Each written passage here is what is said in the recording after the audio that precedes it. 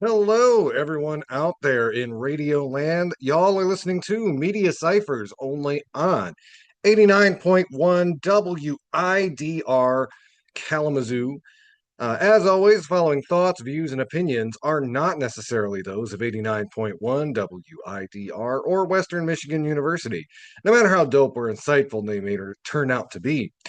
Today's show, I really just want to hit the ground running. We have a lot of stories to talk about. Of course, there's the huge one, the gutting of the Voting Rights Act.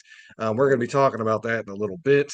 But there are a lot of really important local stories that you may not have heard about, and I thought were important to talk about on the program here. So why don't we start? Amidst all of the gloom and the doom. We actually have some good news coming from Michigan Supreme Court, much more supreme than the national one at this particular moment.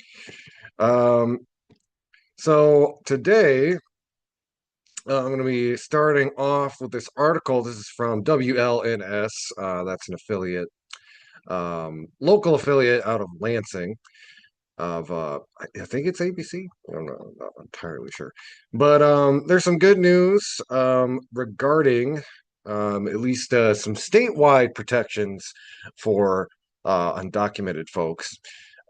Headline is Michigan Supreme Court bans warrantless civil arrests at courthouses. And again, I mean, this has implications for more than just the undocumented population, but it does relate to that issue. You may remember, we've reported on stories of ICE agents going into courthouses during, literally, kind of setting up a sting during a person's immigration hearing, and it directly undercuts any sort of trust that they have, with immigration services or their local government, if they are going to be working in conjunction with an agency whose aim is to either deport them or put them in a concentration camp.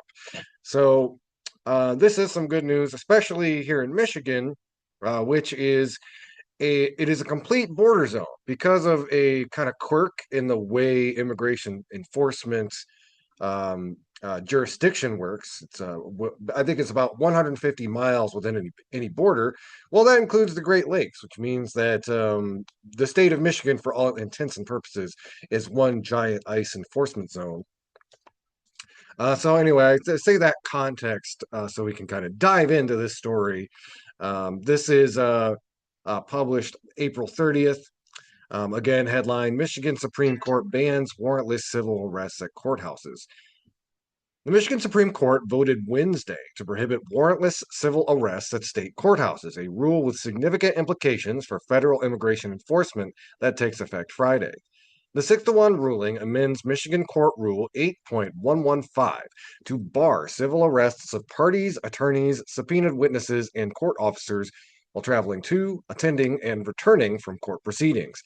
The rule does not apply to criminal arrests supported by probable cause or to arrests made under a judge or magistrate signed warrant. The Michigan justices fast-tracked the proposal after making it public last November, with the new rule taking effect on Friday. The amendment was prompted in large part by a shift in federal immigration enforcement policy. The Trump administration's deportation tactics have included a rapid increase in courthouse arrests. In January, which is again what I was referring to kind of at the top of the story there. In January 25, the Department of Homeland Security issued interim guidance authorizing civil immigration enforcement at courthouses under broader circumstances than had been permitted under the previous administration's policies. The court's majority argued the rule falls within its established authority to ensure the orderly administration of justice. In a concurring opinion, Justice Noah Hood wrote that courts function as service providers, and the service only works if people seeking to use it can access it free from undue harassment or interference. And that is important wording, even from a judge. Again, you don't typically see too much fiery political invective from the judiciary, but that's basically the legal speak for being very sassy towards ICE, basically calling them like an interference and calling their basically painting their activities as tantamount to harassment, which is correct. The rule now largely aligns Michigan with several other states that have enacted policies to limit ICE actions at courthouses, including New York, Connecticut, and Illinois. Michigan Attorney General Dana Nessel, who urged the court to adopt the rule, argued that creating an environment where people fear civil arrests discourages participation, undermines accountability, and erodes trust in the justice system. Justice Brian Zara, the court's sole Republican member, filed the lone dissent. He called the amendment a political statement in search of a problem, arguing there was no evidence that ICE was regularly making courthouse arrests in Michigan. He pointed to only a single documented incident, a U.S. citizen mistakenly detained by ICE outside a Michigan courthouse in April of 2025, and said it was implausible that additional incidents were occurring without being reported. State courts have no authority to void a federal arrest, Zara wrote in his dissent. The proposed amendment offers only false assurance that parties, attorneys, subpoenaed witnesses, and officers, while going to, attending, and returning from court, may not be arrested by the federal government. Moreover, as a practical matter, the prospect of having an arrest voided by a state court offers false comfort to someone being held in federal custody. Zara raised constitutional concerns as well, warning that the rule could put Michigan law enforcement in legal jeopardy. Under federal law, anyone who forcibly impedes a federal officer in the performance of official duties can face fines or imprisonment. He cited the recent federal obstruction conviction of a Wisconsin state court judge who attempted to block an ICE arrest at her courthouse, arguing a court rule would not have shielded her from prosecution. I think we were talking about that story a few weeks or months back, if you remember. The majority countered that the rule does not prevent federal authorities from executing judge authorized criminal warrants and does not require local law enforcement to physically intervene against ICE agents. The amendment tracks language already found in Michigan statute MCL 600-1821, which has existed in some form since 1846. Anyway, you can find that article for yourself. That's WLNS .com. Michigan Supreme Court bans warrantless civil arrests at courthouses. We're going to take a quick little break, and then we're going to move on to some other news. Keep your dial locked. This is Media Cyphers, only on 89.1 WIDR or online at widerfm.org. You can also find us online at Facebook, YouTube, and the Media Cyphers Kalamazoo podcast you can find on most podcasting apps. Keep your dial locked. This is Media Cyphers, your source for political revolution. Hello again, everybody out there in radio land. We are back. This is Media Cyphers, only on 89.1 WIDR or online at widerfm.org. Joined by my co-host Lawrence. Lawrence, how you doing today? I'm pretty good, man. How are you? Oh, I'm doing quite well. Got some fun plans for the evening, and yeah, other than that, just working. Oof. But we got to put in some work in the next hour and a half here, talking about what's going on, because man, there's a lot. You and your wife got plans?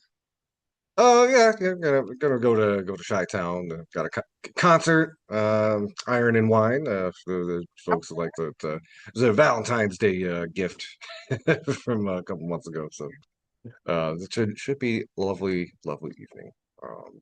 Get away from distract ourselves from the horrors for just a bit. That would, that would be fantastic. Mhm.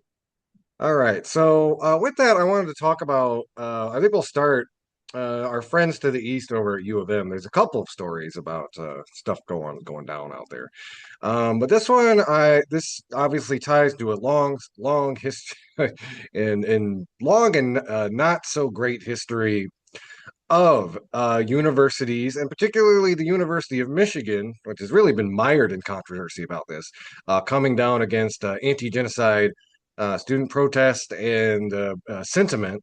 Um, so it's graduation season. I saw a lot of the students out last weekend with their caps and gowns, and of course, it's also graduation weekend over at U of M.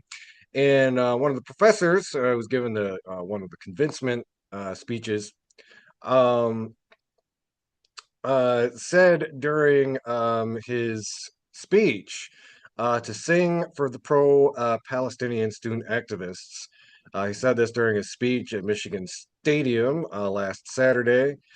Um, uh, and then he said, the activists have, over these past 2 years, opened our hearts to the injustice and inhumanity of Israel's war in Gaza, which was met with huge rounds of applause from the crowd.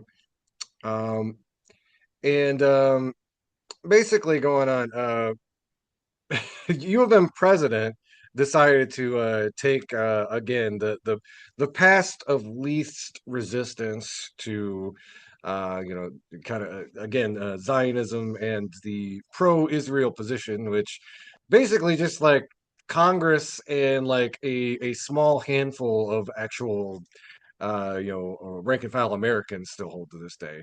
But they said something to the effect that he made remarks regarding the Israel Palestine conflict that were hurtful and insensitive to many in the community. Um, so I know it was probably really hurtful to any APAC members who might have been there at the graduation ceremony, but why don't we unpack this just a little bit, Lawrence? Again, I read the man's words directly. I didn't really find anything particularly offensive about it. But what do you think it says about where kind of the heads of their university are at versus the student body, which, as I just said, erupted into cheers and applause at the words of Professor Derek Peterson. I mean, yeah. Oh my God, the the uh the the people wanted to hear what he was saying, but people that run the college, the people who are still tied to donors, right? The bourgeoisie, right? They were offended. They were harmed. Their feelings were hurt. Everyone else loved what he was saying, except those that control power. Wow, where have we seen this before? It's not like this is a similar college. This is one of the many colleges where when students were protesting, right? When students were protesting against the genocide in Gaza, that they also tried to punish the students. Mm-hmm. Not to So, mention, too, all of our reporting on U of M. One crucial piece of context should be understood, which this is all taking place in Southeast Michigan, which has the highest concentration of Arab Americans in the country. So it's, for perhaps more almost, egregious. yeah, it's almost like they want to put their foot in their mouth. It's almost like, hey man, it's uh this should we should not be we shouldn't we should let this professor speak about speak truth to power, because our students that are graduating probably participated in those encampments. They probably participated in the movement to divest from corporations that funded a genocide. Yeah, that's cool that those students did that, but is that going to affect our bottom line? Are those Mm. donors no longer going to support us anymore? Oh, it is. Oh, them kids got to shut up. Well, And they're not by the kids. way, like Lawrence isn't being hyperbolic here. There's been lots of reporting, like drawing a direct line from a lot of the defense contractors and people the pro-Zionist lobby, literally kind of scolding and holding the money bag over a lot of these, deans and a board of regents around the country, saying it's like you've got to put the boot down on these students, or we are cutting off the flow of money. It, it's almost as like, yeah. So to answer your question, how do I feel about it? I feel like this is no different than any other time we've talked about we've explained, or we talked about how the establishment of these uh the establishment of these schools, right? The people who run these schools, they would rather lick the boots of the fascists than listen to the demands of the students because those fascists, or the people, I shouldn't say those fascists, those donors, they care more about their feelings than the feelings of their students. Hmm. And it always happens this way. It's not, this is not new. This will continue to be the same. This action will continue to be what it is because they care more about power. They care more about getting that donor money. And again, Yeah. what did the dude say? What did the dude say that was that bad? That the students cared about humanity. We should celebrate these new graduates of our school who are going to be in leadership positions in multinational corporations, that they should carry on that spirit of humanity into their next lives. Either if they're going to be a worker at McDonald's, or if they're going to be a CEO of a Fortune 500 company, or if they're going to be a police officer or whatever, right? That we should celebrate that they care about humanity, even when it's not in their face. And the school was like, nah, shut that down. Yep. I also want to, kind of highlight just thinking about like again, like I said, we've covered this issue in particular over at U of M over the last few years, and I think this also it goes to show, there was I don't know if there was like maybe some hope after, so Santa Ono notoriously just became basically just decided to become a right winger opportunistically as Trump was in ascendance, repealed a lot of the DEI at the University of Michigan, November of 2024. A moral coward, to be as succinct as possible. And it's unfortunate that they've replaced one coward with another. Basically, if we're really going to talk about what it is, it's Tell somebody who's them how not you really willing. tell them how you really feel, Andy. Oh yeah, yeah. And I mean that's not to say like there have been some positive improvements. I think we were talking just it was just last week about there was just a pro-progressive anti-genocide person appointed to the Board of Regents during the Democratic National Convention. Haley Stevens was getting booed for being a Zionist. Obviously the rank and file, like normal everyday people, and not just Democrats, but independents, and even like a lot of young Republicans are like they're very clear in what is right and wrong in this geopolitical situation.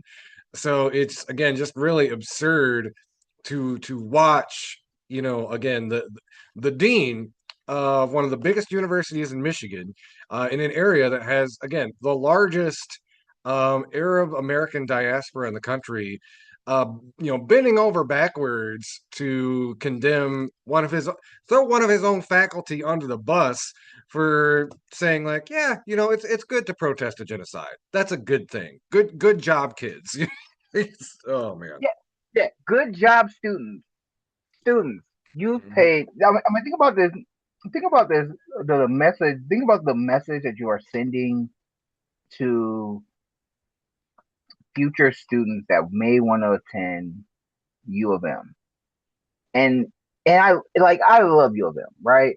When I think about the Fab Five, right, and that entire history of the five black freshman players going to U of M and starting right in that basketball legacy, them winning the Rose Bowl. There's so many things to celebrate when it comes like to water sports, or talking about the innovators and educators and professors that's come from U of M, and things that we quoted on the show from professors that have graduated from that school. When you talk about diversity, equity, and inclusion, talking about when we talk about uh, a field in humanity, right? The social sciences and things of that nature.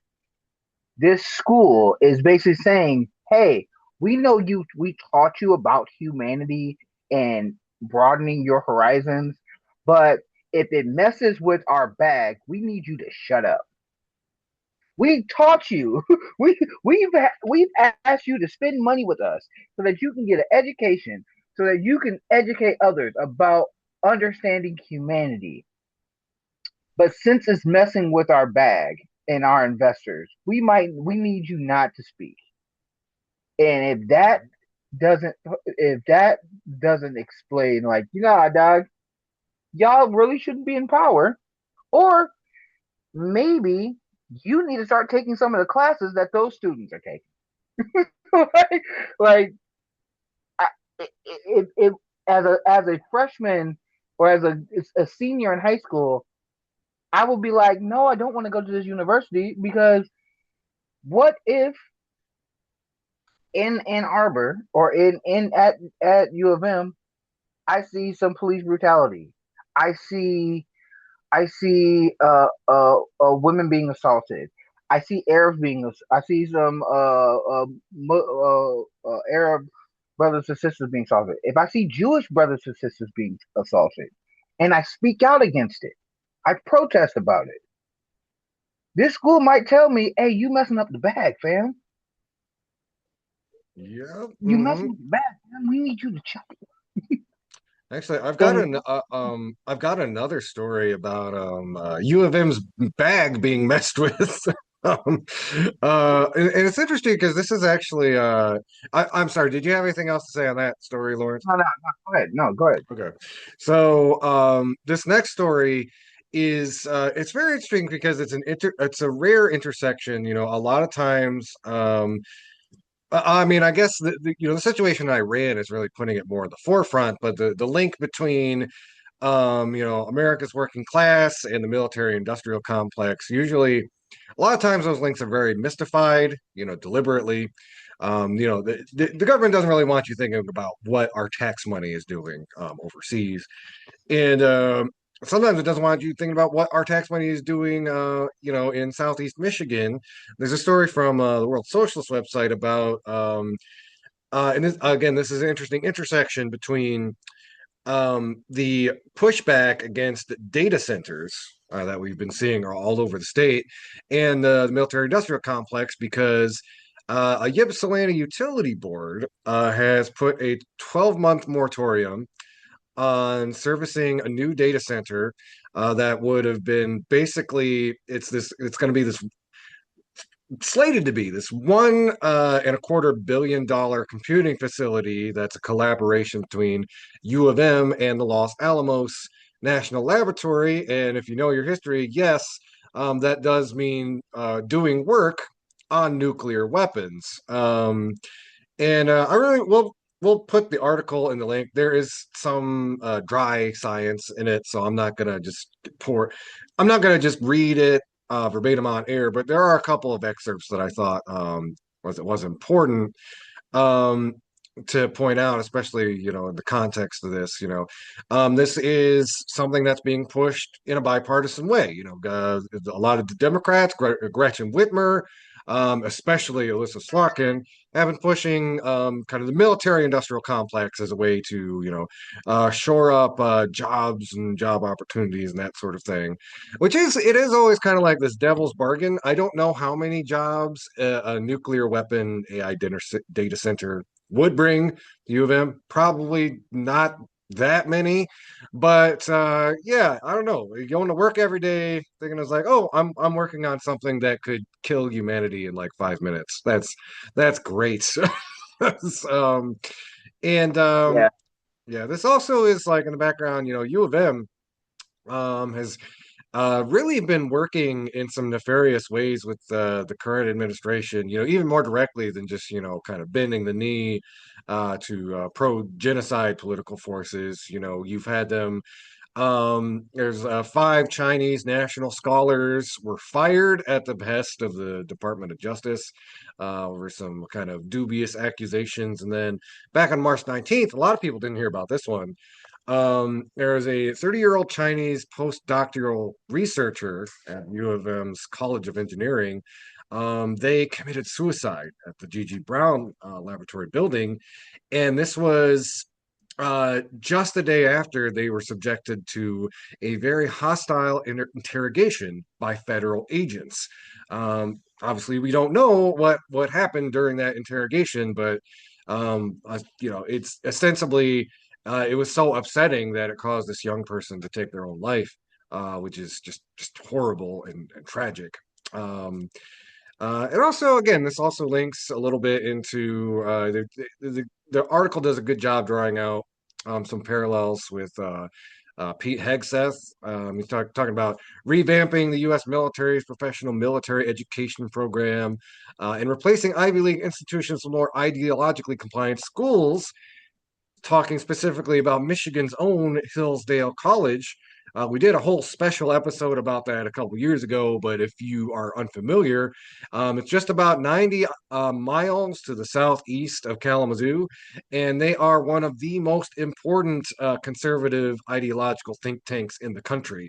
A lot of the horrors of Project 2025 were birthed about a 90-minute drive from Kalamazoo. So, all that being said, um, what's interesting is the Ypsilanti Community Utilities Authority is a democratically controlled board.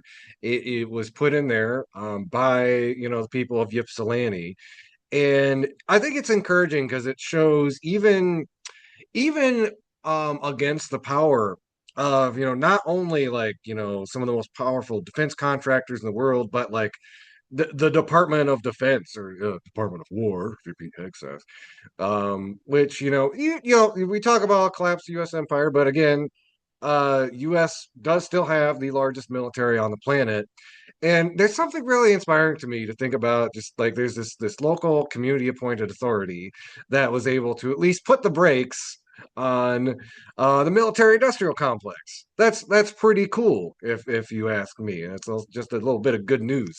Um, Also, just and I'll hand it to you in just a sec, Lawrence. I think a lot of younger listeners. I mean, we're millennials, so I guess we didn't.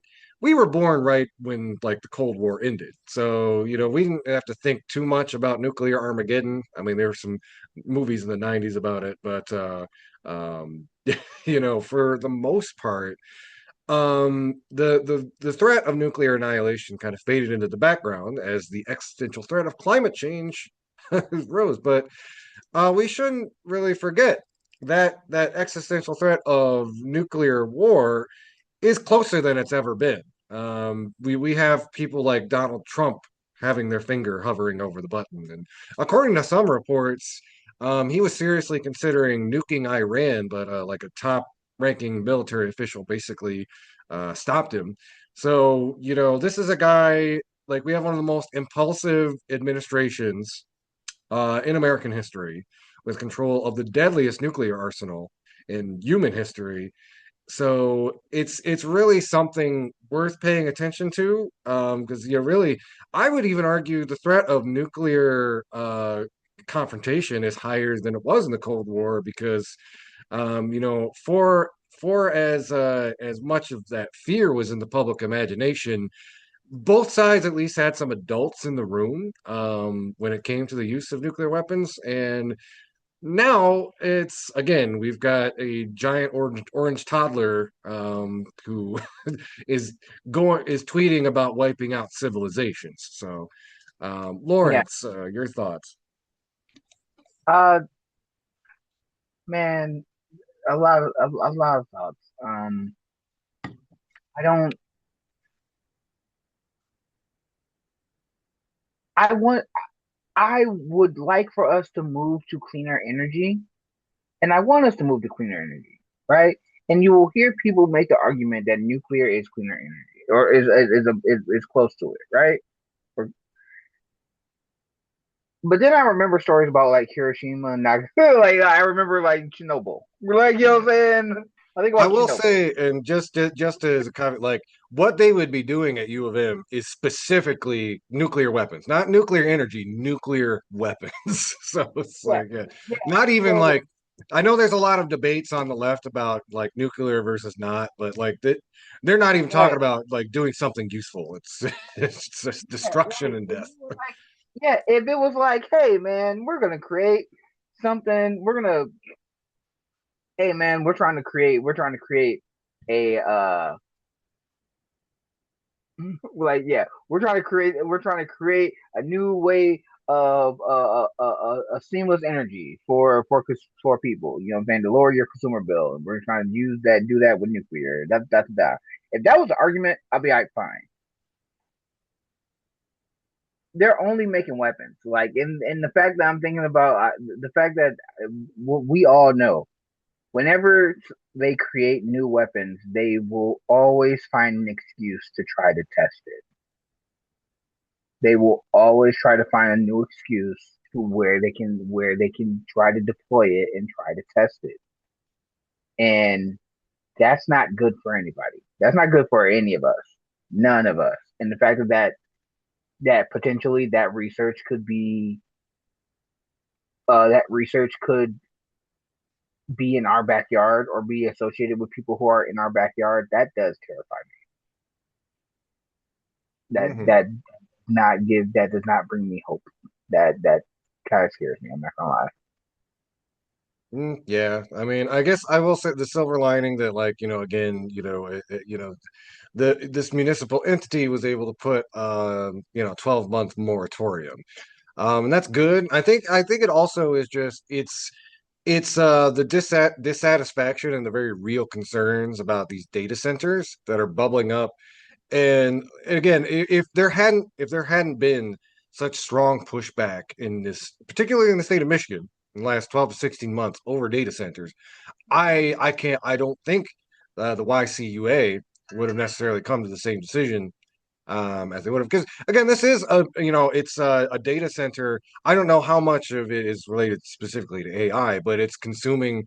It said it would the facility would require a power draw of 100 megawatts, an amount of electricity sufficient to serve 75,000 to 100,000 homes, and then it would consume between 500,000 and 1 million gallons of fresh water every day.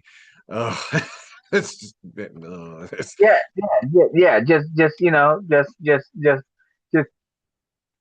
it's bad enough. It was bad enough when we talked about it. I think it was a couple years ago when we talked about Coca-Cola in other companies, Nestle and other companies just stealing our fresh water, right? Like, yeah, that was already bad.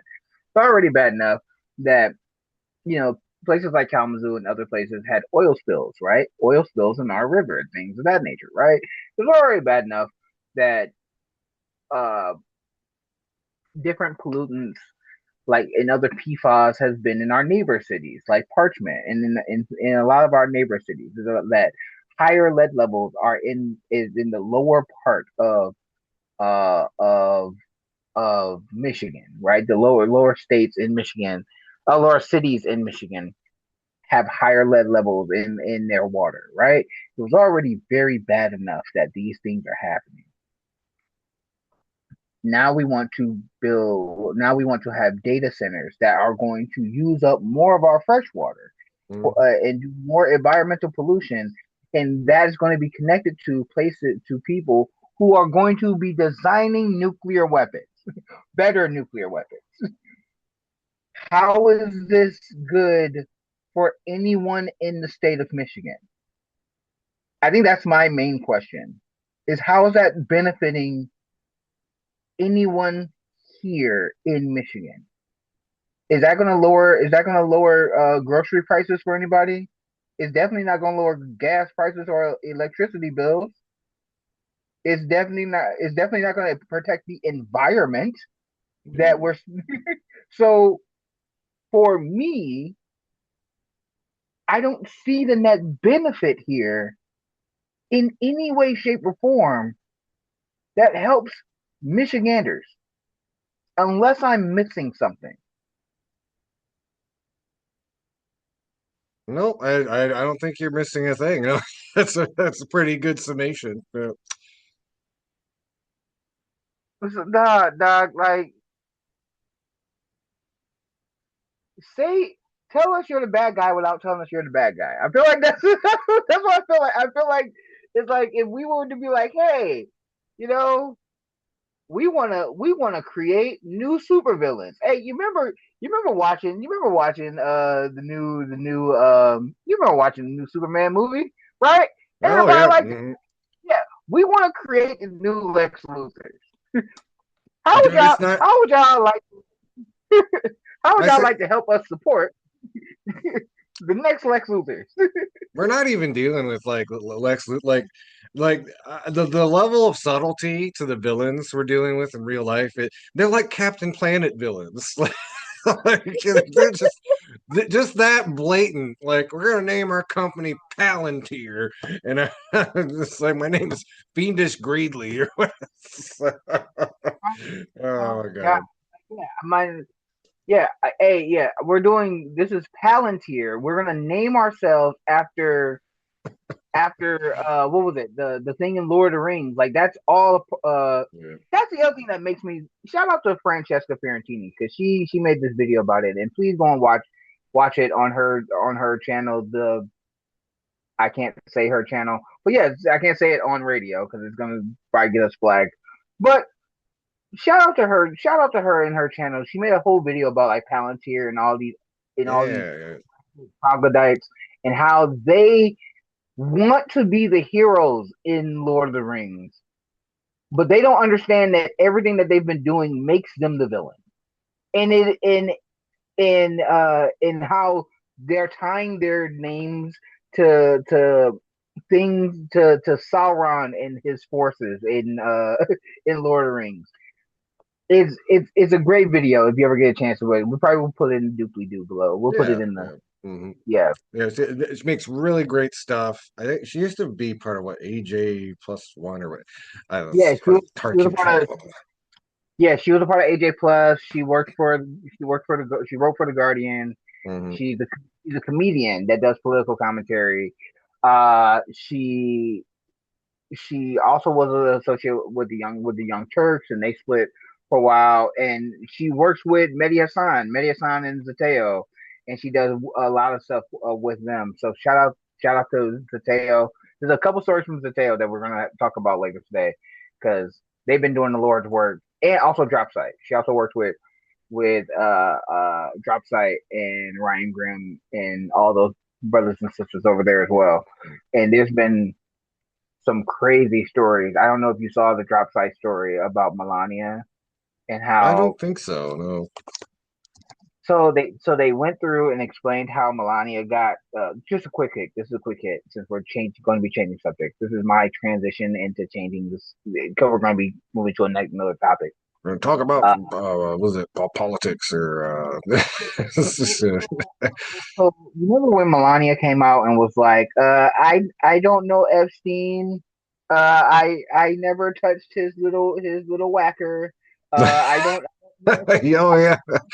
Um I her don't we only partied multiple times together, right?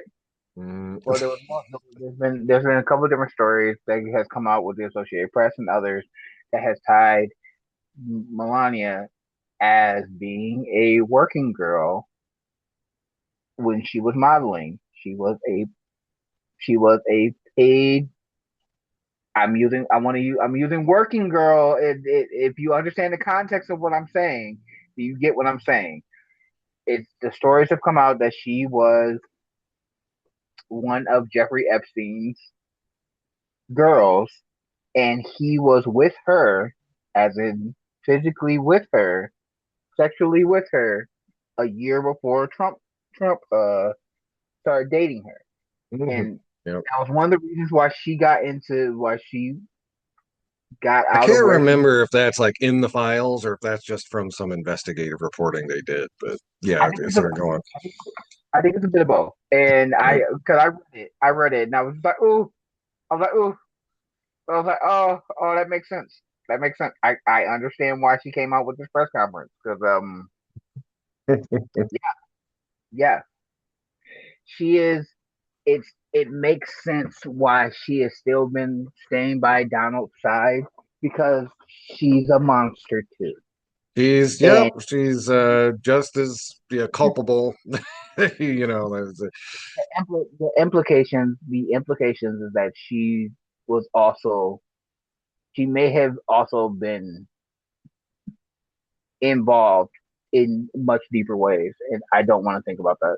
But yeah, Oh, so man. yeah, So allegedly, we have to say allegedly, allegedly. yes, Yes, allegedly. Yeah, I know how much the Trump administration likes to sue people, yeah, yeah. uh, I ain't trying to, but yeah, allegedly. and But like I don't know, I'm broke. I mean, and I'm gonna tell you one thing: you ain't getting my record collection, Donald Trump. That ain't happening. hey, From my I'm cold dead hand. Now, hey, hey, I'm broke too, but I ain't trying to deal with that smoke. yeah. I want none of that smoke. I am all good. Mhm. All right. So okay, I'm gonna reel things back into Michigan. There is some nonsense out of Michigan's second district. The primary is going on right now. And if you're not super familiar, the second district that takes up a pretty substantial chunk of Michigan. So that's like portions of Kent, Barry, Clare, Goldwyn, Gratiot, Ionia, Isabella, Lake. It's basically if you're watching the video feed, and I'll kind of talk through this if you're not. It's kind of this chunk of the hand, yeah, kind of going. So just to the north of us, but also to the west. So there's a competitive ish primary going on over there. And excuse me. And uh Joanna Wally is running. And Frank Liberati entered the race. He's a former member of the Michigan House who's represented the state's 13th district from 2015 to 2021. But he is doing something really shady that's largely been in the kind of reactionary Republican playbook. So uh, Joanna Wally is a trans woman. And essentially, Frank Liberati put forward a legal challenge saying that she did not list her legal name when she filed to run for office. Now, there's an article I'll link that kind of goes deeper into the legal implications of it, which basically Frank Liberati doesn't have a case. The laws in the state say like Joanna can run as herself, and the case is essentially closed.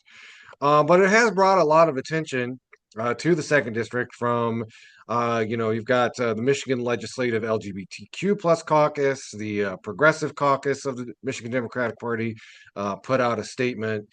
And essentially, uh, I'll read just a little bit from the Progressive Caucus. We urge leadership of the MDB to speak out against Liberati's weaponization of transphobia and condemn Liberati for engaging in behavior antithetical to the party's ideals of equality and LGBTQ rights. And I think, a reason this story has struck such a nerve, even though Liberati doesn't have much legal standing and it seems to be going for the political strategy of going for transphobes who don't like Donald Trump, which has won the Democratic Party so many elections over the last few years. I'm sure it'll just work out brilliantly for him. That was deep sarcasm, but it's brought up a larger conversation about how elements of the Democratic Party are throwing trans people under the bus in the face of like every 5 minutes when the Republicans need a boogeyman to distract from their raging incompetence and the fact that they're basically stripping the copper wiring out of the U.S. government. They'll usually it's either immigrants or trans people. And the Democratic Party's response has been, you've seen people like Gavin Newsom saying it's like we need to be normal again, which is a roundabout way of saying like maybe we should listen to the bigots a little bit and you know. Now I want to juxtapose that. You've got what was his name, Andy, I was say Andy Bashir down in Kentucky. I think he's a Democrat, he's a governor down there, and he's actually gone out of his way uh to he vetoed a sweeping Republican-led transgender bill that would have been horrible for like trans students and trans people in a deep red state. And what we find time and time again is, you know, the lie that conservative media tries to poison the well with is that, like, trans people are groomers, they're gross, most of the population doesn't like them. They are an easy straw man because trans people are such a small amount of the population. A lot of people, across the country have never met a trans person. So, especially if they're already tapped into, like, Newsmax or Fox News, you can feed them whatever lies you want. And people will take it at face value. But in the face of that, the Democratic Party, we see a lot of people in the established Democratic Party have just gone out and say that, like, we should make trans people the sacrificial lamb. We should let their, like, rights be stripped away because of the misinformation being spread by the other side. And I brought up immigration. You saw a lot of that too. Something that just pull your hair out. The way that the Democratic Party just allowed the Republicans to have their gross and false narrative and ran against that rather than trying to correct the record on immigration. Which is, again, very, very frustrating. But yeah, it's I don't think Liberati is going to get very far with this strategy, but I think it's kind of opened some very fresh wounds about how the quote unquote opposition party has been all too willing to just throw trans people under the bus so that it can get peel off 4 or 5 imaginary, like, transphobic centrist voters in the next election. Yeah, dog. It's almost like we did this playbook before. It's almost like running to the right as a Democrat doesn't work. In that we would learn from this. That we would say, "Hey, brother, what are you doing? Like this isn't helping anybody." And honestly, at a time where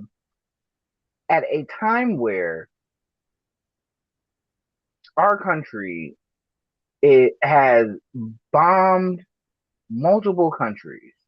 Our president has bombed Somalia multiple times this year. Our country has is is having is going to have food shortages because of the Strait of Hormuz being closed in the war in Iran. At a time where Michiganders were being prosecuted for speaking out against Palestinian rights, right? There are so many things that you can talk about. Michigan gas prices almost hitting $6. We're at 5 right now. We're about to hit 6. And A I carton. also gotta say, like, Trump himself is just he is giving the if you had an opposition party with any savvy whatsoever, like, what he like called the affordability crisis BS or something like that, in a Wait, nationally televised speech. Just play that in a loop until election day and just I mean, yeah. I'm so glad that you said that. But I'm saying, and I'm glad because I want to put that in perspective.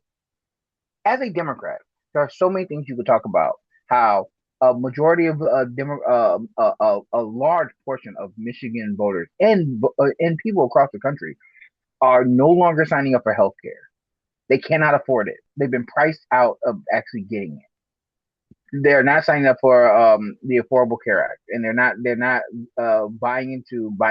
So that means people are going to get even more sick and die because, as we know, over 30,000 people die every year because of being underinsured or being underinsured or not being insured at all. Right?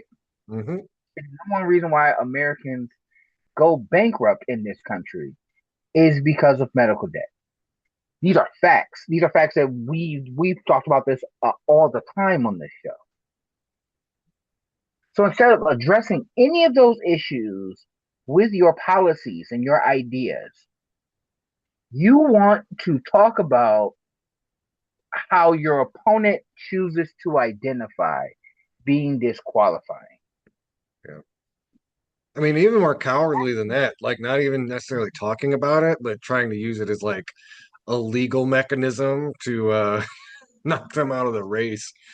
You're, Ugh. you're you're trying to weaponize. You're trying to weaponize your opponent, and again, you're weaponizing your opponent.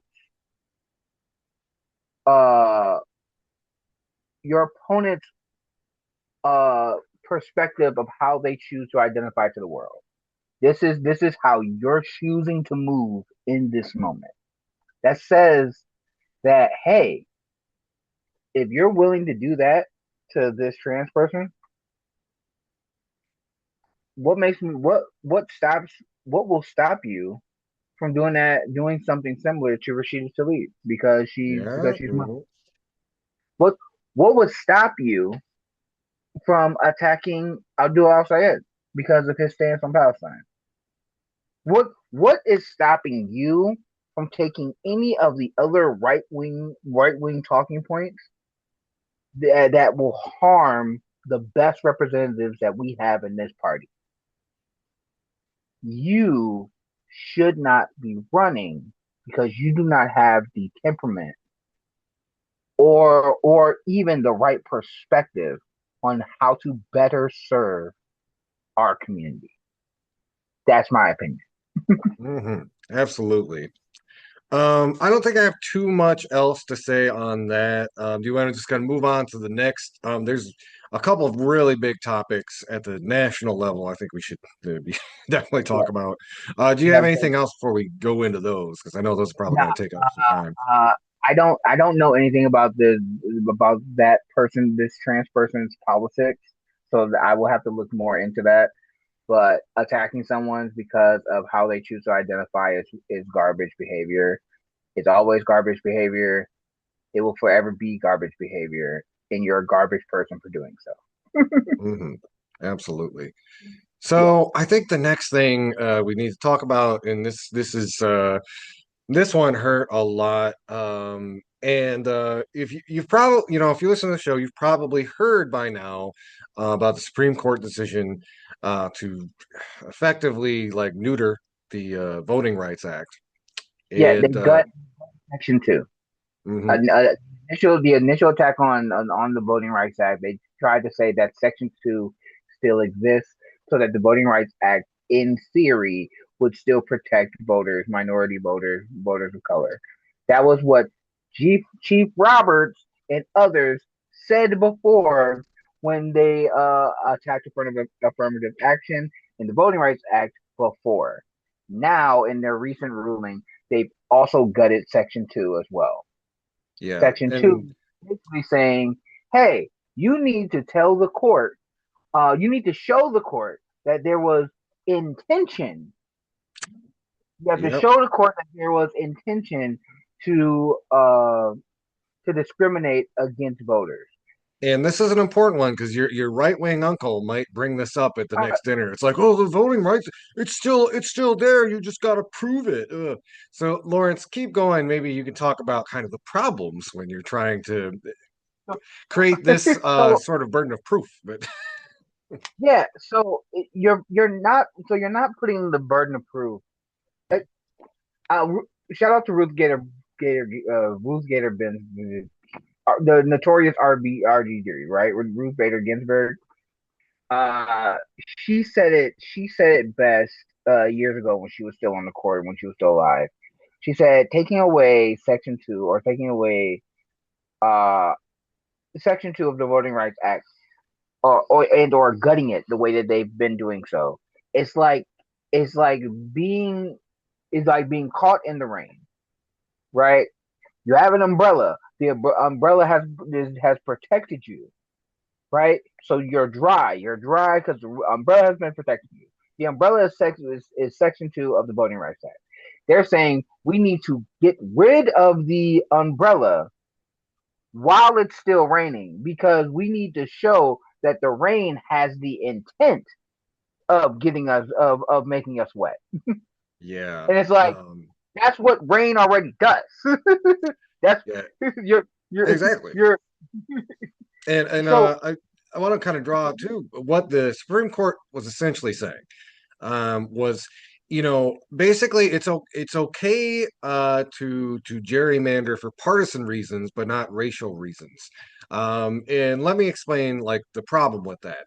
So what you have is a situation, and now like a lot of these red states are scrambling to redraw their districts to disenfranchise as many potential Democratic Party voters as possible. A lot of them demographically end up being black and people of color, which again that's the Republicans' fault. Maybe if they didn't have a political party so full of racism, you could appeal to black part. I think it was actually Jasmine Crockett who said like if the Republican Party tweaked a few things, like it's not that there's not, again, no group is a monolith, and there are a lot of black folks with conservative opinions, but nobody's going to touch a party that looks like it's ran by and acts like it's ran by Klansmen.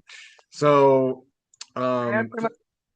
so anyway, I'm sorry. Quick aside. So rather than try to actually compete for votes, they redraw districts. Now, here's the main thing. Section 2, what that it gave people redress to sue states for drawing maps that racially disenfranchise people.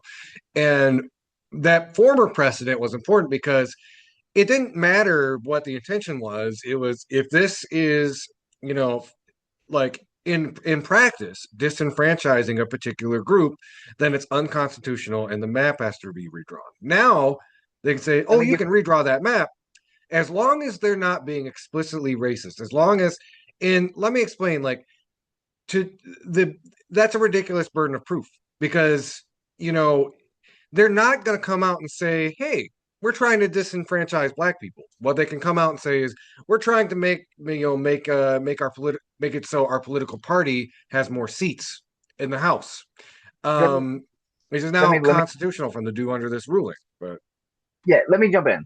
Uh, I'm glad you said that. So to give you a primary example, if you know about how, if you've ever looked at a map and you looked at districts, the districts of how states are of voting, your voting district, right, in a city, in a state, in where your county is, and things of that nature. If you notice, a lot of areas where there are people of color are focused on. A lot of those areas have been were designed that way because of redlining. mhm. It wasn't that black people wanted to be in concentrated areas where so that they could have get representation. It was a lot of times they were forced into places where where they could get housing, where they could get a loan and things of that nature, right? Then in the example that was given by like Midas Touch and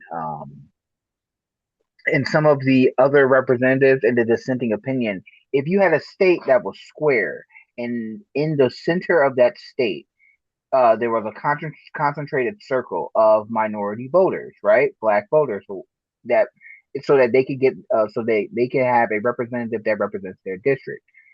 What the Republicans can now do is chop that small circle up that's in that square state and put those black voters into districts where their vote basically does not will not be as effective, and they will no longer get the representation that they need or want.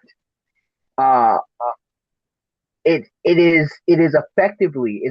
effectively going to create up to 12 seats, usually in southern states, mostly in southern states, because they're going to gerrymander the districts so that the black votes are being chopped up and put into bigger districts where the overwhelming majority of that voting population is either Republicans or are Republicans, basically. So that their vote basically will be washed out, will be washed out by the overwhelming majority. And that's that is because those states, those red states, want to keep in control power. Those states are usually ran by Republicans. So this is how Republicans are choosing to rig the game ahead of time before we get into new elections. This is also the reason why you've seen states like Louisiana that has primaries coming up saying that they're canceling them. They're canceling them so they can redraw districts now so that they can get more seats. Yeah. One thing that is interesting, and we have seen some Democrat majority states more willing to kind of play ball and fight fire with fire. I think I've seen some diagrams, some math that like if the Democrats did it to the same extent that the Republicans are doing, they'd actually get a majority in the House. Yeah, So it's almost like they're betting on they're basically betting on the Democratic Party to be as ineffectual and the kind of what's the word they're neutral they're they're on this. betting. Yeah, they're betting that they're betting on the Democrats not fighting back. And I mean, Which that is very, that's a pretty safe bet. yeah, Al- yeah. Although with man. and this is something we are seeing these more aggressive, progressive politicians popping up around the country. Even people like AOC have basically said, the plan, we should fight fire with fire, and then once we basically, you know basically once we have beaten them at their own game, then we can talk about anti-gerrymandering reform. Um, I think No, that's a wait, good way to put it, but like, I'm glad you brought that up. yeah. There was a bill that recently came to the Congress about anti-gerrymandering. There was an anti-gerrymandering bill that went to the House of Representatives. You want to know how many Republicans voted for it? Zero. The Republicans had a chance to vote against gerrymandering so that we wouldn't have to play these type of games, so that these kind of games don't would be unnecessary. They all said we want smoke. They all said, "Hey, we want to rig the game." They had a chance to say, "Hey, we actually don't want to play this kind of game because it's not beneficial for anybody." But they said they don't want that. They don't want that. hmm So I no. also think, it speaks to a certain hubris. Like I know they're trying to follow like the Orban playbook and use the tools they have at hand to consolidate their power. However, like the unpopularity of the current administration is very historic. You are seeing some deep red places flipping to Democrats or to progressive independents, and there's a lot of those running around the country too. And I mean, I wouldn't be surprised even after they do this gerrymandering, if you have the right kinds of candidates running in certain districts, there is enough anger, even among Trump's own base, that I think certain areas, maybe a progressive Democrat, or where the Democratic Party brand is toxic, a progressive independent could easily steal a seat.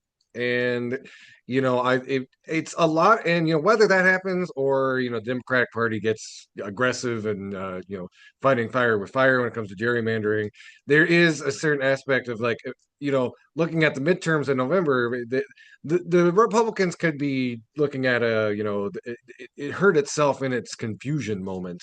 Um, Especially if Trump keeps giving us folksy advice about how to save gas. Just drive downhill, folks. Eh, the amount of the amount of act right that this president deserves and should get, right? It, like it makes no sense. It makes no sense. It makes none at all. Like what bothers me, I think the thing that bothers me the most is that the Democratic Party, and this is my one of the last things I'm going to say about this. The Democratic Party knew that this was coming. And that's the thing that I need for a lot of us to understand. The Biden Harris campaign knew that things like this was coming. President Obama also knew things like this was coming. This goes back to the Democrats promising legislation and then not passing it. So during President Joe Biden's administration, the John Lewis Voting Rights Act was one of the things that helped codify voting rights. Uh, uh, House Bill, I think it was House HH1 in President Biden's administration was about passing Voting Rights Act, passing the George Floyd Policing Accountability Act. Uh, it was fighting against gerrymandering, things of that nature. Was also supposed to codify women's rights. There's so many bills that that the Democrats, when they had power, if they would have passed those policies and passed those bills, that we wouldn't have been here. But you had people like Christian Cinema, Joe Manchin, and the rotating villains that fought against fought against passing these policies that ultimately harms their power. That ultimately harms the Democrats' power. And I get the majority, and that's if those Democrats care about actually wielding power. A lot of them don't, because they care more about getting their money. They care more about the money that they're getting from their donors than representing their voters. And that ties into why the DNC is not releasing their autopsy too. And that's a conversation that we need to have as well. Oh, I mean, But if we want to segue into that, I do want to talk what? a little bit about Spirit Air in a bit, but I think Yeah, that's yeah, probably a good place to go next. yeah. So for me, and this is maybe my perspective. It's not like we didn't know that these things were coming, and it's not like we did not understand these things were happening or could happen. When we talked about Judge Ruth Gator Benz, I keep messing up her name, Sorry. RBG, of retiring Uh, before got back in the administration. that These, whole tale of hubris, for those who don't know, um, she could have retired before Obama left office, but she literally said she was going to wait so that her pick could be replaced by Hillary Clinton. And as we know, Ruth Bader Ginsburg died late in the first Trump administration and was replaced by, I think it was Amy Coney Barrett. So, yeah, she was ugh. replaced. She was Yeah. replaced by a right wing troglodyte. Mhm. Congratulations. This goes back to when you are promising to when you make promises to your voters and then tell them the best that we can do is vote harder and hold these people accountable. And also, this goes back to when Democrats are in power, we need to put the fear of God back into the Supreme Court. Multiple times during uh the president, I keep forgetting the president's name, the one that won 4 times. FDR. Right. FDR Yep. a number of times told the Supreme Court, "Hey, if you don't, if you're going to try to destroy the Social The Security and New Deal programs. Yeah. Mhm. programs that I'm trying to do, hey, I will stack the Supreme Court. I'll stack the Supreme Court. Hey, hey, Congress, you need to pass a law saying that Supreme Court justices need to have term limits. Yep. We need to put some regulation back into this court because Justice Roberts and the Roberts Court has done more harm to this country, has done just as much harm to this country as any president has done. And that's saying a lot because he's been wanting to destroy the Voting Rights Act for decades. Yeah, Like, and I'm glad you brought that up because it was a situation. Roe v. Wade was probably, that was overturned not under Trump but under Joe Brandon, and the response from the Democratic Party at the time, was basically, oh, we've lost abortion rights. What a bummer. Please send us $5. And it that tends to make people feel very cynical. it it is a problem out here, and you know it's a problem. You know it's a problem when they're just styling on you, like they're styling on us. We knew in Project 2025 things like this was what they were going to do. They told us in advance. You cannot act like you did not know. You knew. You chose not to act, and that's the problem. Absolutely. Um, all right, so I think the next story. Are we ready to move on, Lawrence? You think, or Yeah, all we right? can move on. So I wanted to talk a little bit about the collapse of Spirit Airlines. There's a lot to unpack here. Those who don't know, like Spirit Air shut down abruptly. Literally, people were stuck in airports because of it. And we need to talk a little bit about Spirit Airlines. This is basically the first victim of very directly the misadventure in Iran. We'll link to the article and all the stuff explaining this, but they basically, Spirit has been having financial trouble for a long time. So are many of the other airlines.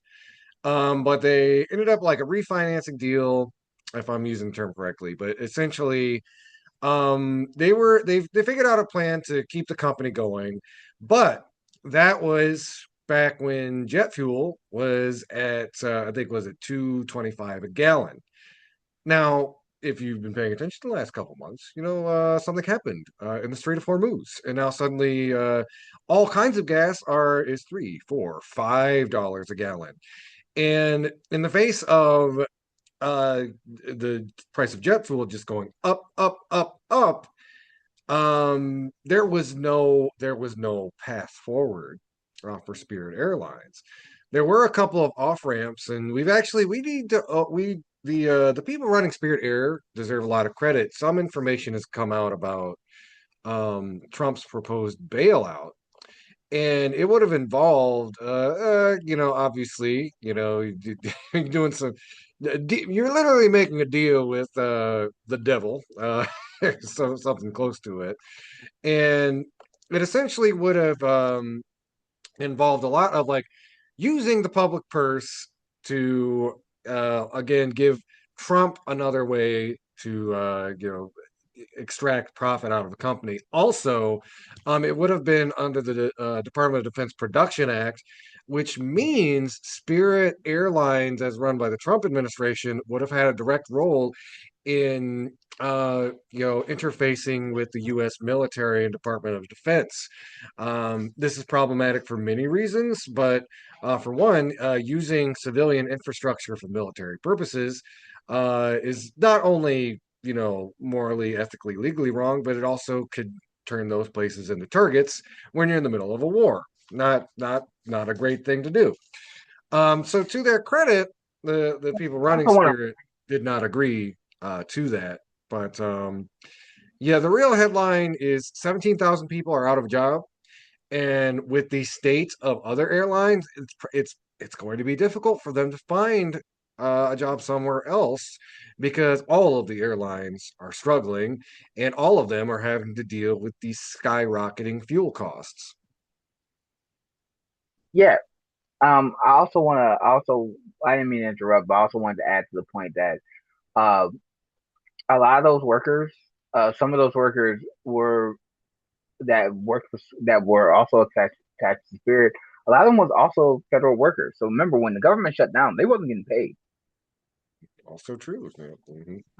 So and I and the asinine thing that was being said, I think it was on CBS or on the Money Channel. I think it was CBS or whatever, where they were saying that this happened because because the Treasury Secretary under President Joe Biden uh, wouldn't allow JetBlue and Spirit to merge, right? And so they were trying to blame the Biden administration for Spirit failing, and it's like, no, Spirit might have been struggling, but Spirit was still flying their customers. They didn't just stop and tell their customers who were stuck across the country saying, "Hey, we can no longer provide our services for you." Uh, during the during Joe Biden's administration,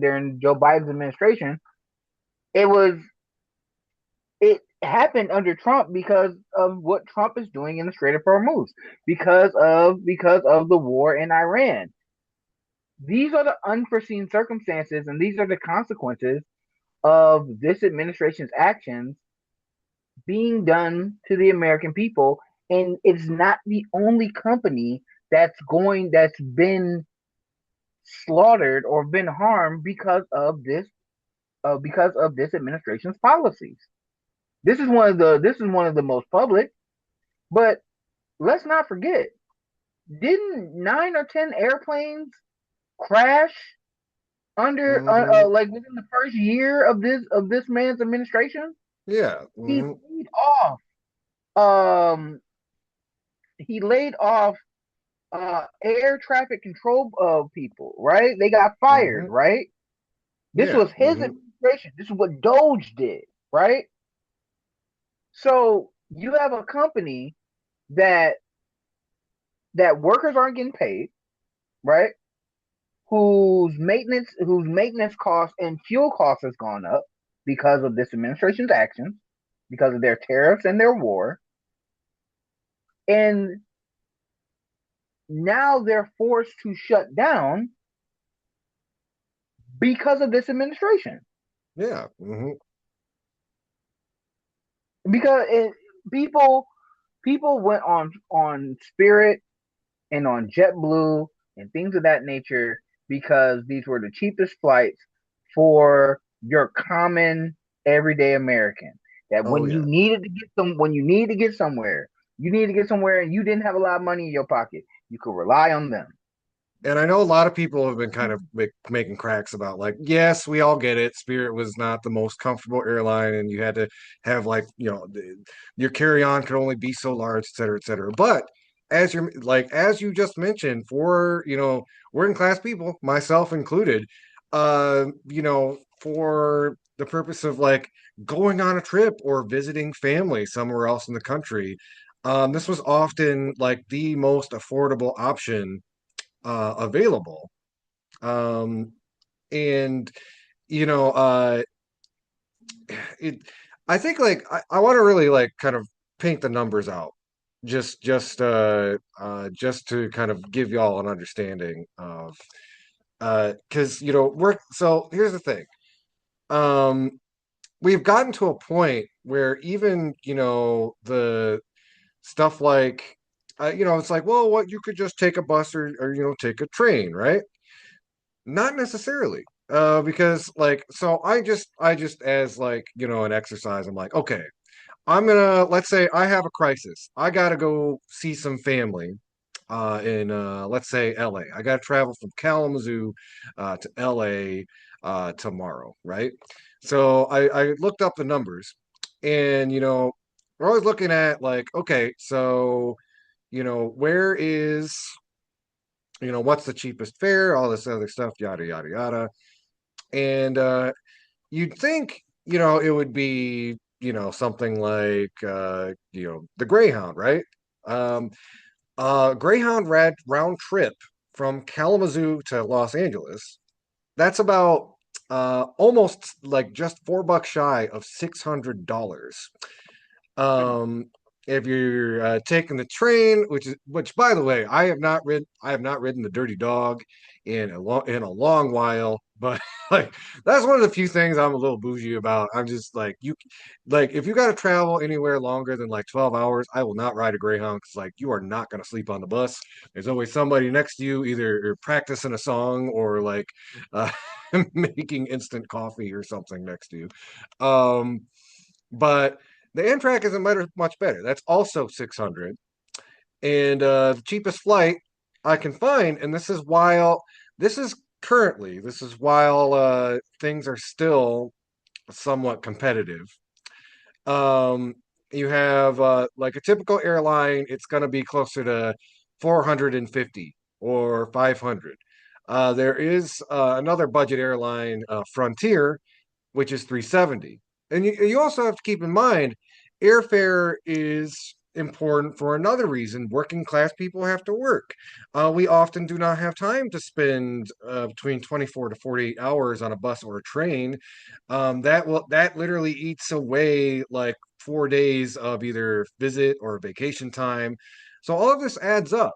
And the loss of Spirit is going to drive up those prices because even a lot of the more expensive airlines had to compete with budget airlines. And granted, Frontier still exists, but oh, I don't get me started talking about Frontier. They are budget for a reason. I'm sorry, I got screwed by Frontier in Miami once. There's a long story about it. I won't go into it, but yeah, like that is one of the things that we really have to be concerned about is it could make air travel inaccessible for working class people, and already more inconvenient modes of transportation, like the bus or the train, are already more expensive than current airfare.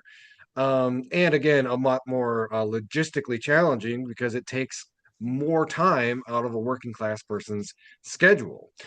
Of course, the rich, the people who travel on in private jets and all that, they don't really have to worry about fuel prices and jet fuel prices as much as a typical working class person does.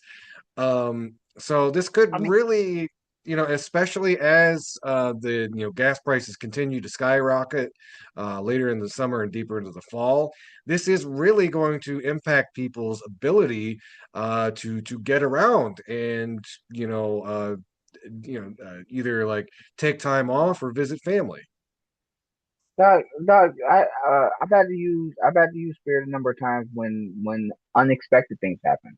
Like there was a death in the family. I I went and flew I went and flew Spirit to go see my family. Like it was a sad reason, but they were the cheapest thing that they were the cheapest flight I could get that would get me there in time and then get me back home so I could go to work. Like it is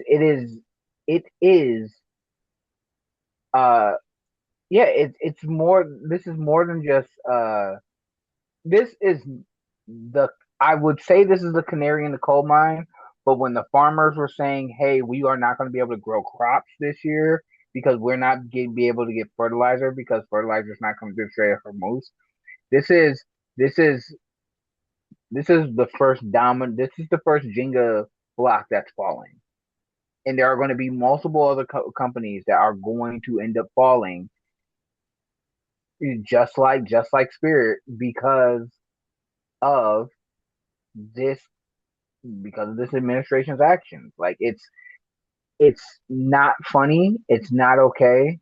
It it makes me angry, and it's only like this is the hubris of this administration that they don't care that how it's going to affect your average American. Now, this is the thing that I want to. This is the thing that I want to. I think is interesting. I don't know if Spirit's CEO voted for Trump.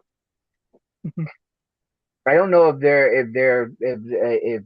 but I know a lot of the airliners A lot of their CEOs, they were Trump supporters. So your boy is destroying your industry.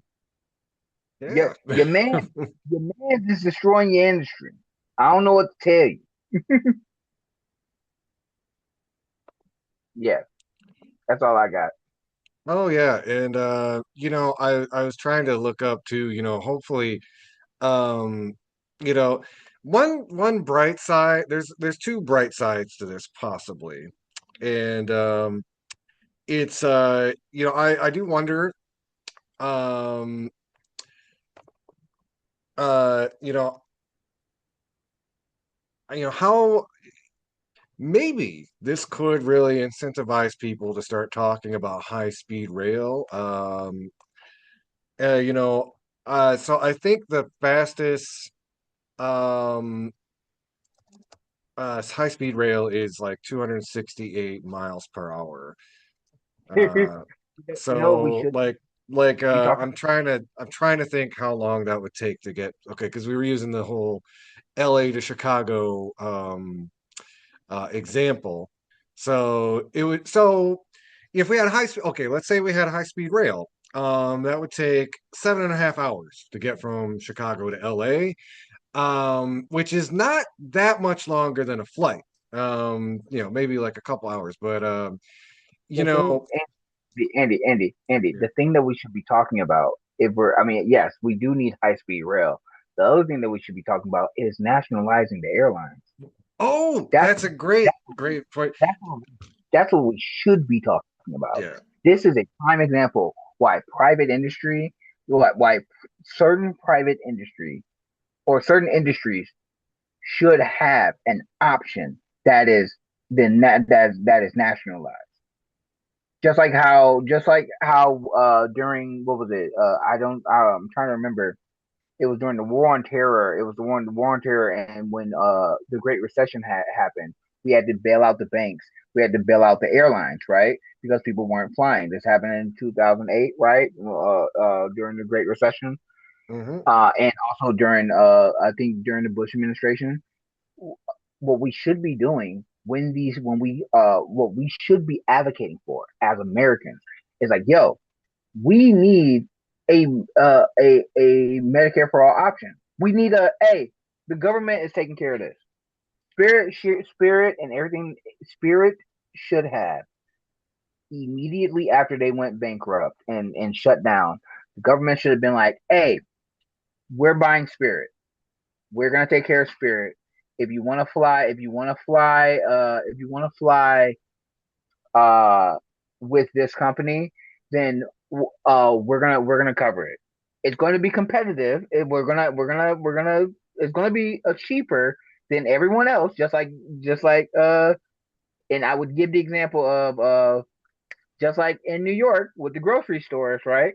The grocery stores that are ran by the city, right? City run Hmm. grocery stores, right?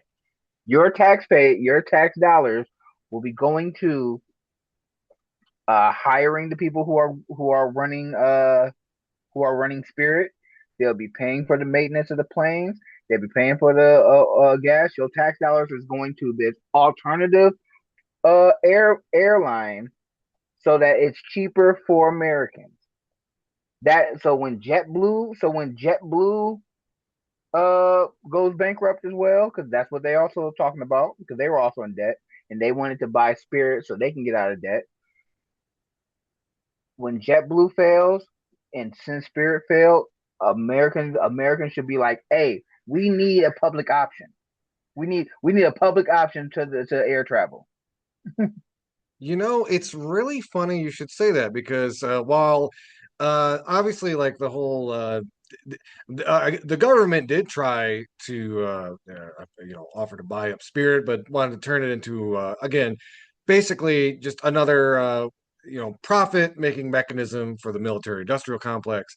However, I just found this morning. There is actually an effort that's been started up. It's one of those things where like it started on social media and it's just like kind of snowballed. But there's a website for it, Spirit 2.0, and we'll link to it in the show notes. But the whole idea is to basically make it a cooperatively owned airline.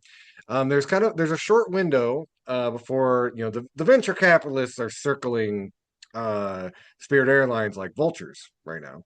However, there is a short time where if you hypothetically got a few thousand people together to put together a bunch of money, you could ostensibly by Spirit Airlines.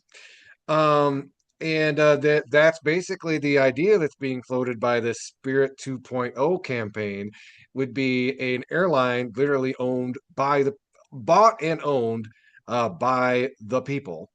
Um, and it would basically be something similar. They describe it in their own materials. It's kind of like the Green Bay model. And for those who don't know, the Green Bay Packers, their stadium is the only community owned franchise in the NFL. 336,000 ordinary people own shares. No billionaire can move the team, and no hedge fund can gut it for parts. They want to apply that same model to Spirit 2.0.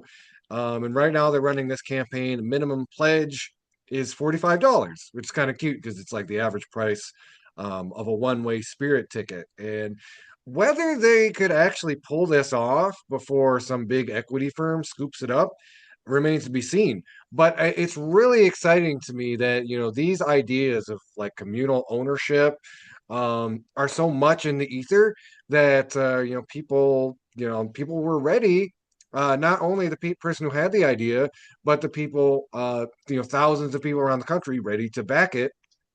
um it would definitely be like really exciting news if they actually pulled this off. And again, we will link to this in the show notes. But my only caveat, look, I might buy a stake in Spirit 2.0, but you you gotta give the water for free. I had to pay like $5 for a bottle of water last time I was on it. It's like, come on now. Like, I get it, it's a budget airline, but you gotta just give me some water.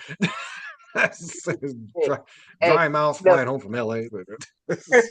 no, I look, I get it. I understand that wholeheartedly, right? And like that's understandable. Being frustrated, being absolutely frustrated that they're trying to price gouge you even on some water, right?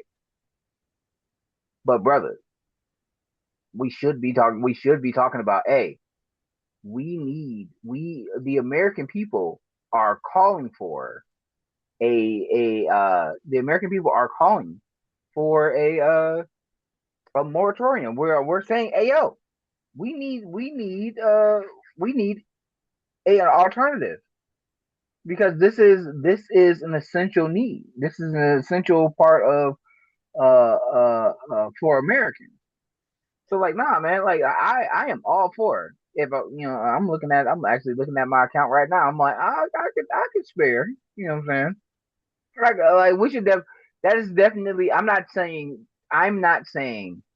or telling our viewers that they should be doing that. But I am not saying that you should be doing Yeah, yep. All right. that. Hey, hey, I'm all for uh the community and our body politics being like, hey yo, we need that. I'm for that. Like I'm all for that. Yeah, yeah. All right. Well, we've got about 10 minutes left. Lawrence, I don't know. Did you have any quick hits that you wanted to hit on while we still got some time on the clock? Man, there's so many things. There's been new video of the White House Correspondents shooter Oh, and yeah, things of yeah. that nature. There's been a bunch of conspiracy theories around that. Um, Shout out to Kyle Kalinske and others that's been talking about it. From Secular Talk. Like we'll link to their videos in the doobly doo below. But it is weird. It is very weird how this man was able to get past the Secret Service and things of that nature, and get as close as he did, why he was able to get a gun into the hotel, all that, Yeah. all of Mhm. that, all of that nonsense.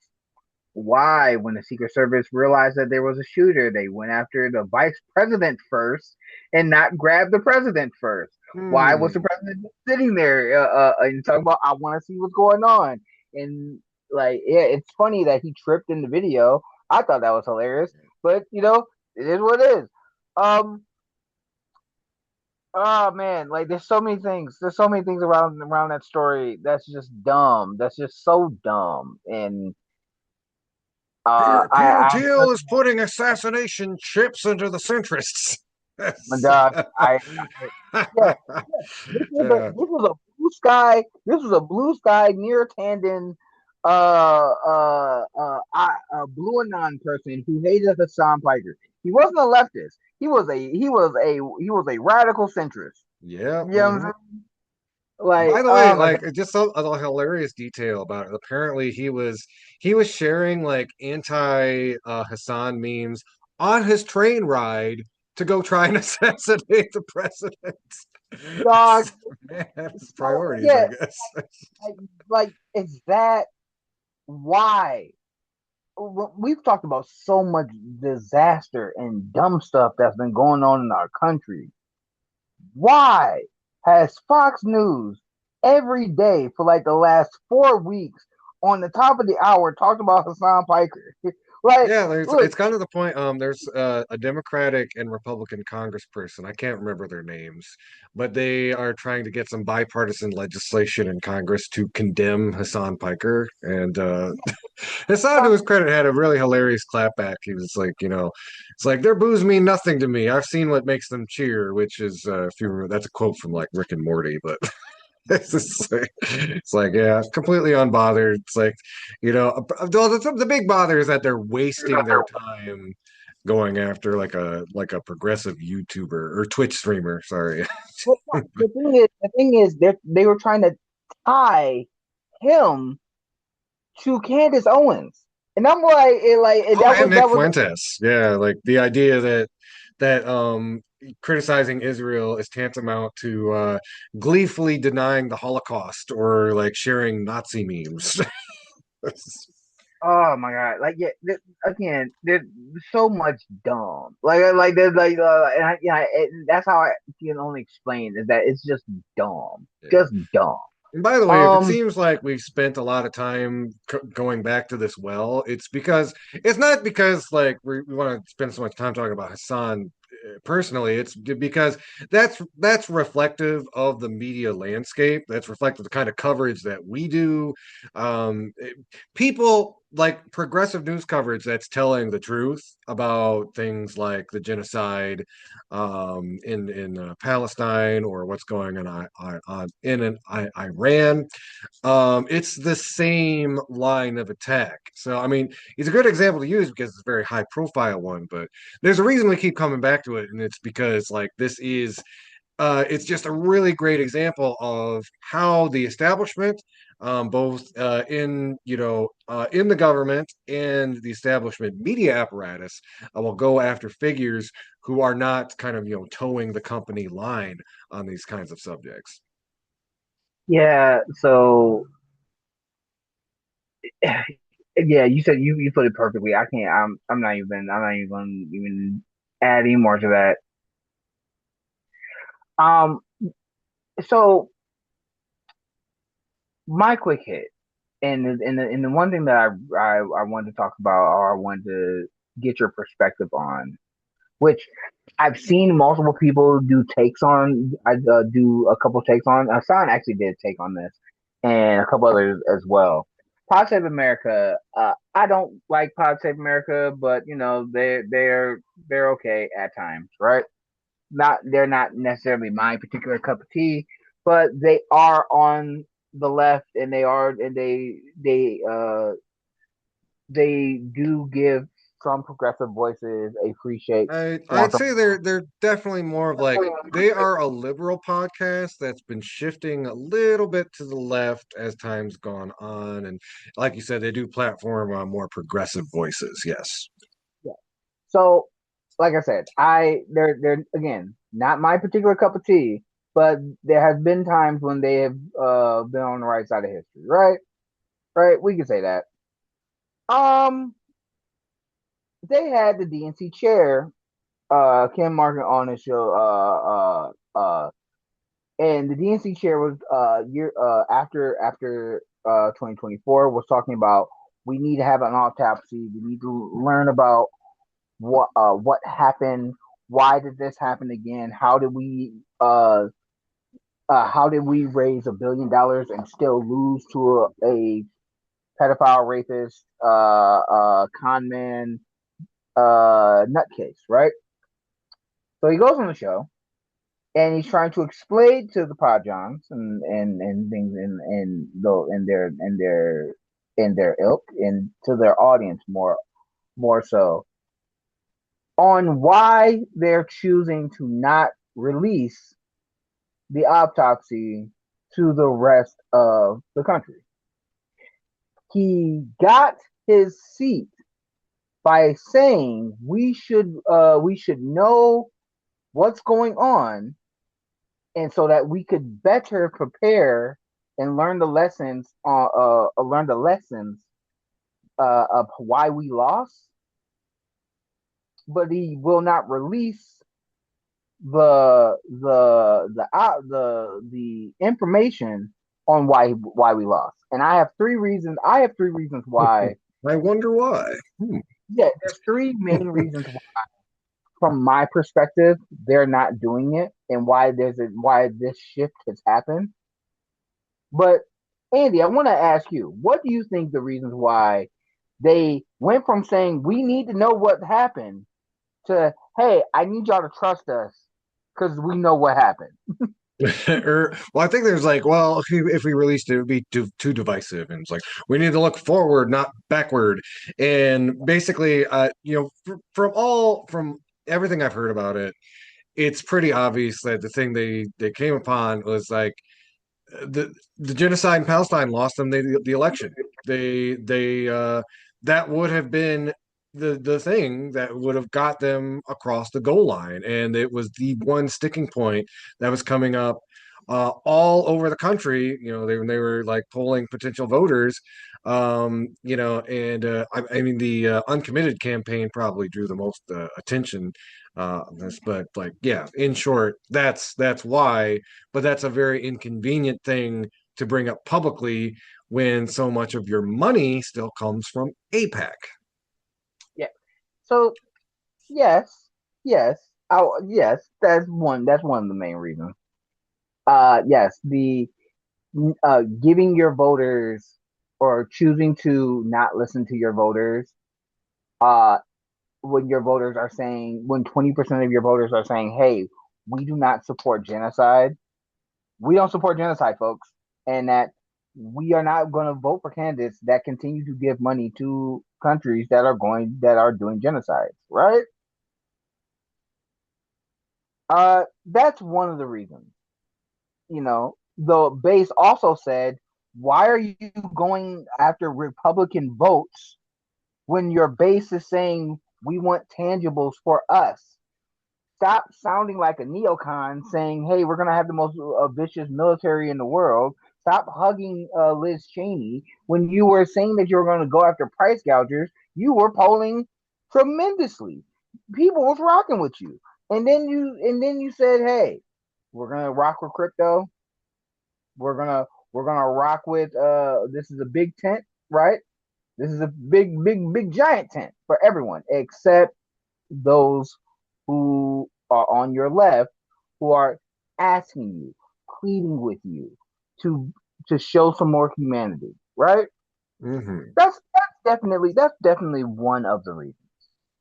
The other reason that I don't see people bringing up is that in that 107 days, BP Harris raised over $1 billion. The DNC raised over $1 billion. In that autopsy, they would have to thoroughly explain where that money Yeah. Mm-hmm. you want to talk about the things that they don't want to be transparent about, or they don't want people to talk about. or ask about is where did $1 billion where did that $1 billion go? You lit a Yep. billion Mhm.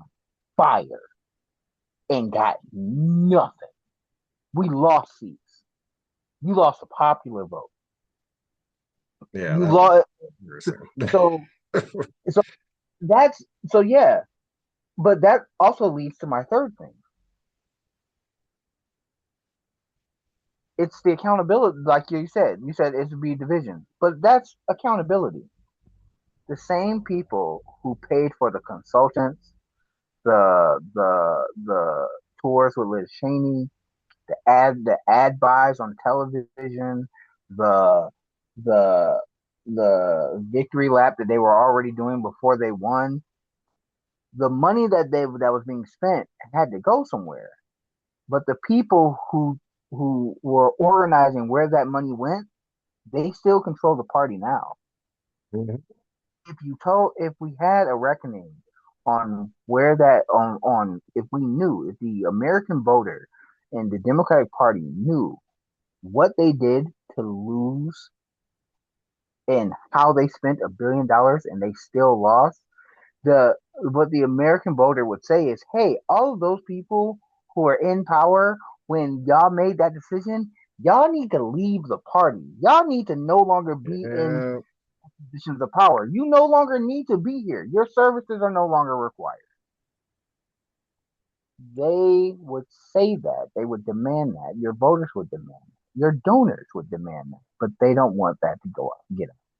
No, because again, so much of especially the Democratic Party's ecosystem is kind of this consultant class that is, again, more interested in, getting promoted or maintaining their position than actually winning. So, I Yeah. think we're gonna have to close it there. Lawrence, thank you so much for joining us on today's episode. I want to thank y'all for listening too. This has been Media Cyphers only on 89.1 WIDR or online at widerfm.org. You can also find us on Facebook, YouTube, and Media Cyphers Kalamazoo podcast. You can find on most podcasting apps. Any last words before we sign off, Lawrence? Nah, man. Hey, I was sad that I missed Zoran. Zoran was not Zoran. Abdul Al Sayed was here in Michigan. He was in Kalamazoo. He was in our city. I was sad that I missed it, but I heard the reception that he got was actually pretty smooth, pretty good. Yeah. A lot of people turned out. I think it was over at the People's Church. Every time he shows up here after work, it's a bummer. Yeah, no, All yeah, right. look, I was in the same boat. I was in the exact same boat. Yep. I ain't gonna lie. I'm not gonna lie. I was a little salty. I was a little salty, but I am happy. I am happy he's getting he's getting more love than he got last time. And Mhm. it looks like even though the Democratic establishment was trying to smear him by using Hasan again and others, it looks like that they've only done the Streisand effect and amplified his incredible candidacy, and I love to see it. You love to see Mhm. it. Oh yeah. All right. Yeah. We're gonna close out. Thanks again for listening. Until next time, everybody. Keep on fighting for that revolution solution.